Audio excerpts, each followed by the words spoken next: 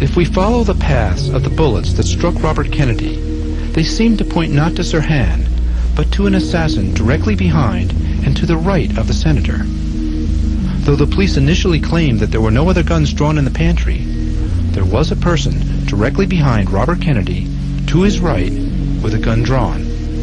Scott Enyart saw him. Getting up off the floor, he had his weapon out. Suspicion directed at Thane Eugene Caesar, an employee of a security service, is not new. It was the central thesis of Ted Chirac's groundbreaking 1973 film documentary, The Second Gun. According to his own testimony, Caesar was a last-minute recruit for duty at the Ambassador that night. He had worked for Ace for less than a week. Caesar has admitted that he had his gun drawn that night, but he says he never fired it. But another witness, journalist Don Schulman, claimed to a radio reporter immediately after the murder that he saw Caesar fire his gun. I was in the pantry-way following the senator. He stopped and shook hands with several people and started to progress again. We were packed in there like sardines. There were lights and cameras and people and a lot of excitement. The senator just finished shaking hands with someone, and another man, I think it was the maitre d', walked up and took his hand. As we were slowly pushed forward, another man stepped out and he shot. Just then the guard who was standing behind Kennedy took out his gun and he fired also. The next thing I knew is that Kennedy was shot 3 times. Now, how far was Sirhan from Senator Kennedy at the time? I would say approximately from 3 to 6 feet. Where was this guard who was firing his gun? He was standing directly to the side and back of Kennedy. On what side? He was standing on the right-hand side. Now, Don, did you tell this story to any police authorities? I told the story to several different people, including several police authorities. Right after it happened, I insisted the senator was shot 3 times. I was told by the police... Which police? Well, I was told by the FBI that I was told by the FBI, my own news people, that I was mistaken, that I was wrong. The senator was only shot twice. Now, when you say your own news people, who do you mean? Well, I was on the air with Jerry Dunphy. Also, I did a tape recording with Jeff Brent. And several people I told. In fact, I also told them that the guard pulled out the gun. And everyone told me that in the confusion, I didn't see what I saw. And I definitely wouldn't have voted for Bobby Kennedy because he had the same ideas as John did. And I think John sold the country down the road. He gave it to the commies. He gave it to whoever he wanted to.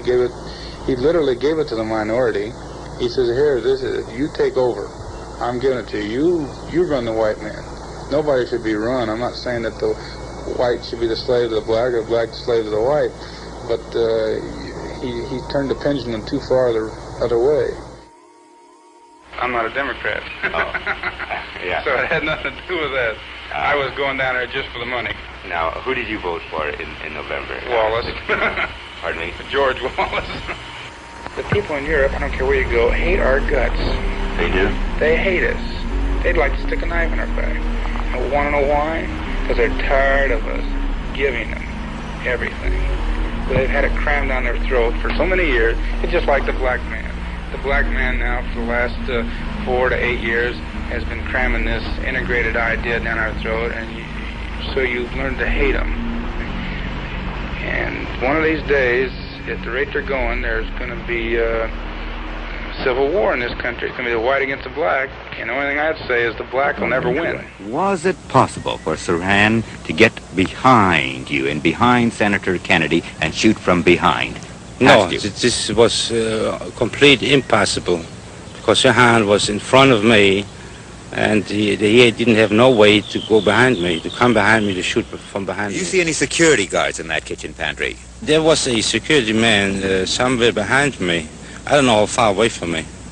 On what side? Somewhere around right on the left side, you know, right behind Kennedy, somewhere around there. We also know, I've found this in the files recently, that various parts of the hotel were guarded by different guards. Thane Eugene Caesar was one of several guards hired by the hotel through a security. A security had like 8 or 10 guys there that night. And different guards were being very good at their posts and checking people's ID and only letting certain people in.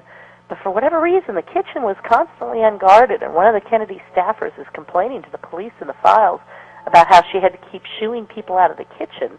No one was supposed to be there except press people, or certainly Robert Kennedy and his immediate, attendants. But the person who was charged with guarding the kitchen door was St. Eugene Caesar. So, I mean, if you wanted to have a guy, in there to make sure Sirhan got into the room, because frankly, if your patsy doesn't get in the pantry, the whole plot is off, right? You got to get him into the pantry, and the only way to do that is to make sure whoever's guarding the room is going to let him in. So I find it really interesting that St. Eugene Caesar was the guard stationed at the kitchen that night. When I got to the police station, I noticed I lost my tie, and I figured, I figured when I got knocked down, when it got knocked off. Well, so when they took me back to the hotel, I went into the kitchen area, and the sheriff was still there. There was 3 or 4 men there. They were looking for bullets because there was all. While the circumstantial evidence against Caesar is strong, it should also be mentioned that there are reliable reports of other guns in the pantry. Dr. Philip Melanson is the director of the RFK Assassination Archives at the University of Massachusetts, and he has investigated these reports.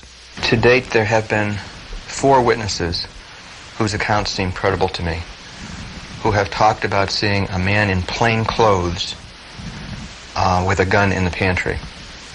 And 3 of those 4 witnesses allege that such a gun was fired in proximity to Kennedy.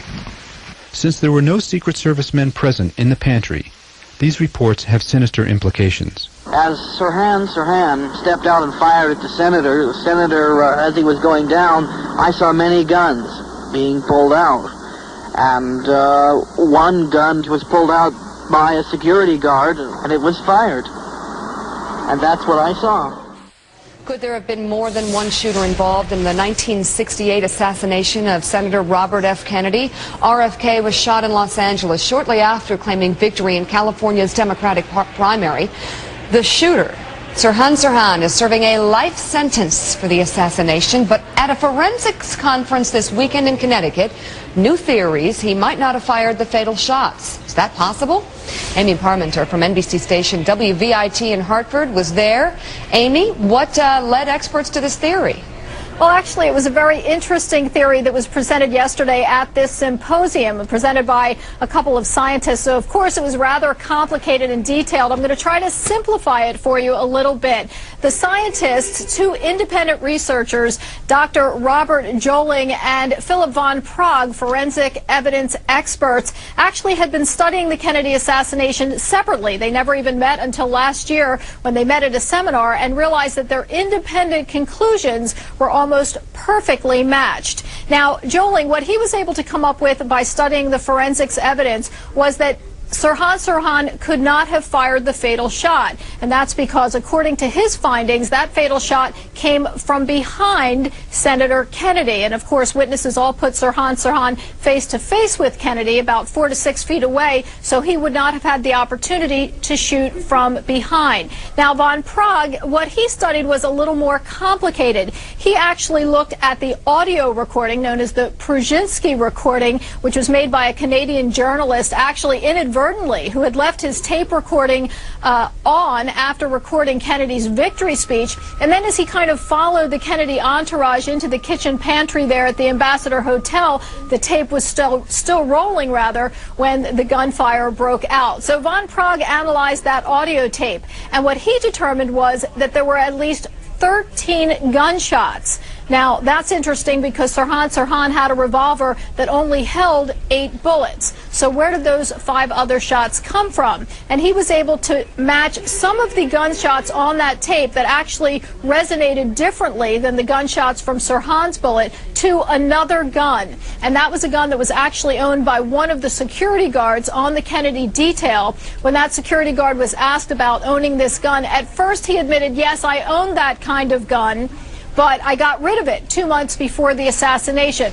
Well, it turns out, upon further investigation, in fact, he did not get rid of that gun until 5 months after the shooting.